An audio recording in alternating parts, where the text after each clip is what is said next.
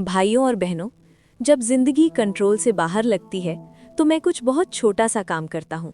मैं सफाई करता हूँ, मैं अपनी डेस्क ठीक करता हूँ, मैं अपनी किताबें अरेंज करता हूँ। उस राइटर की तरह जिसने कहा, जब भी मुझे कंट्रोल से बाहर लगता है मैं अपनी कार साफ करता हूँ, मैट्स वैक्यूम करता हूँ, रसीदें साफ करता हूँ, डैशबोर्ड पोंछता हूँ। एक पल के लिए सब ठीक रहता है, जब तक किसी गांव की सड़क पर कील लगने से आपका टायर पंक्चर न हो जाए, जब तक कोई अजीब ओलावृष्टि विंड स्क्रीन को तोड़ न दे। हमारे कंट्रोल के छोटे छोटे आइलैंड नाजुक हैं।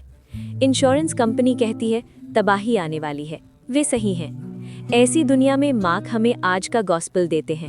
एक नाव, एक तूफान, घबराए हुए चेले और जीसस सो रहे हैं। असली सवाल ये नहीं है कि क्या तूफान आएंगे, असली सवाल ये है कि आपकी नाव में कौन है। उस रात चेलों को दो तरह के डर का पता चलता है। पहला, तूफान का डर, लहरों का टूटना, नाव का भर जाना, मौत की असली संभावना। ये इंसानी डर है, खोने का डर, दर्द का डर, उस चीज का डर जिसे हम कंट्रोल नहीं कर सकते। ये डर पाप नहीं है, लेकिन अगर ये हम पर हावी हो जाता है तो ये गुस्से में, दोष में, यहाँ तक कि हिंसा में भी बदल जाता है। फिर एक और डर आता है।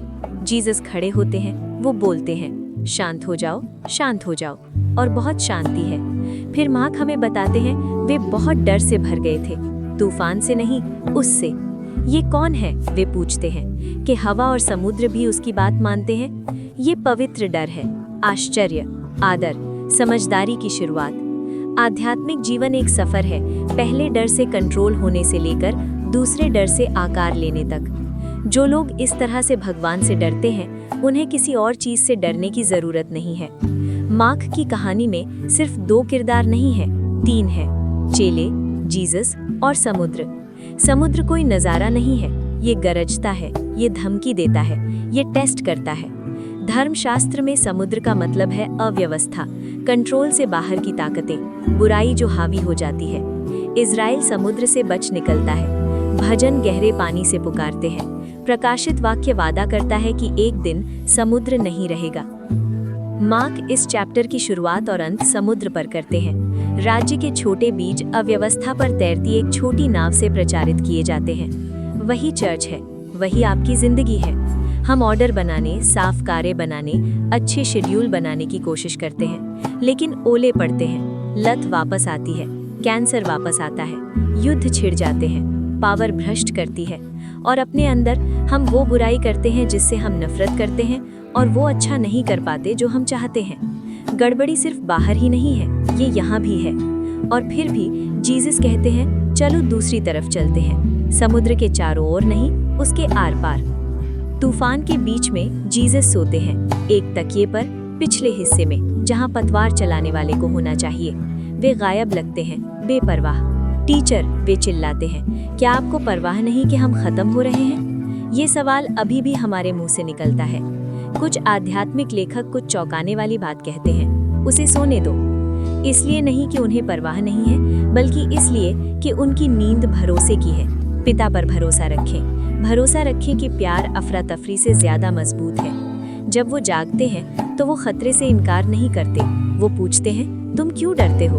क्या तुम्हें अब भी विश्वास नहीं है? वे डर की नहीं बल्कि इस विश्वास की निंदा करते हैं कि तूफान उनसे ज्यादा ताकतवर है। जब जीसस आपकी नाव में सोते हुए लगते हैं तो घबराए नहीं, उनका दिल जाग रहा है। इतिहास एक और मशहूर नींद को याद करता है। रोम जल रहा था और नीरो बांसुरी बजा रहा था। बेपरवाही, ध्यान भटकाना, भागना। लेकिन नाव में सो रहे जीसस नीरो नहीं है। नीरो दुख को नजरअंदाज करता है, जीसस उसमें घुस जाते हैं। नीरो असलियत से भाग जाता है, जीसस उसे अपने क्रूज पर ढोते हैं। तूफानों में हमारे सामने एक चुनाव है। क्या हम रोम जलते हुए अपना ध्यान भटकाएंगे, या हम क्राइस्ट के साथ आग में खड़े होंगे? सेंट जॉन बॉस्को ने एक बार चर्च का सपना देखा था कि वो एक नाजुक जहाज हो जो गुस्से में समुद्र पर हो। हमला हुआ, टूटा फूटा, लगभग डूब गया। ये तभी बचा जब दो खंभों के बीच एंकर डाला गया, यूक्रिस्ट और मैरी, ईसाइयों की मदद। नाव में जीसस के होने का यही मतलब है। यूक्रिस्ट से चिपके रहो, वही प्रभु जिसने समुद्र को शांत किया। मैरी के करीब रहो, जो क्रॉस के नीचे खड़ी थी और अब भी बीच बचाव करती हैं। तूफान आएंगे। जीसस ने कभी शांत पानी का वादा नहीं किया, उन्होंने आने का वादा किया। चलो दूसरी तरफ चलते हैं। आज अपने तूफानों, पारिवारिक तनाव, बीमारी, थकान, पैसे का डर, अंदर की लड़ाइयों को देखो। हो सकता है कि तुम अपनी कार साफ कर रहे हो, छोटी छोटी चीजों को कंट्रोल करने की कोशिश कर रहे हो जब समुद्र गुस्से में है।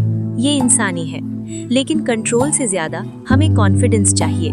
उस पर कॉन्फिडेंस जिसकी बात हवा और समुद्र भी मानते हैं। हर मास में जीसस हमारी नाव में चढ़ते हैं। हर तूफान में आप कह सकते हैं, जीसस मेरे साथ हैं। मैं उन्हें प्यार से जगाऊंगा, घबराहट से नहीं।